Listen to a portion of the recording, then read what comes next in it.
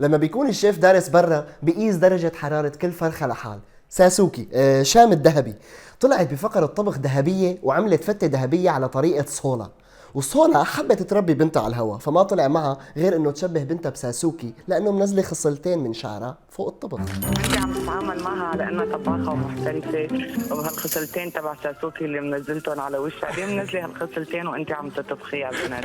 هلا شاميه قالت انه هي رفعت شعرها بونيتيل مشان الطبخ، بس هن قالوا لها انه هيك احلى، ولا لا؟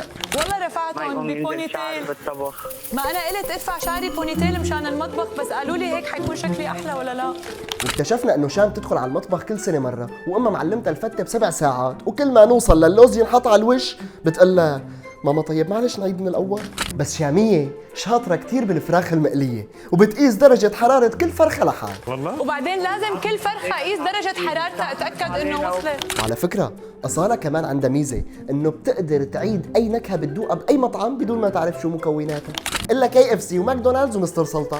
وصولا حبت توجه رساله لبنتها بنهايه هذه المقابله: خفي حب، حاجه تقولي مامي مامي صولا صولا.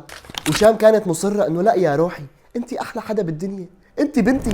وبالنهايه صولا حبت تقول هابي رمضان لكل الناس اللي جوا، كل الناس اللي عم يشوفونا، ان شاء الله ايامكم كلها حلوه، رمضان كريم. الحب حبيبه اليك احلى حب واحلى عيون ولا احلى مرز، وهادي بيز داي تو يو ا فاين ثانك يو. بس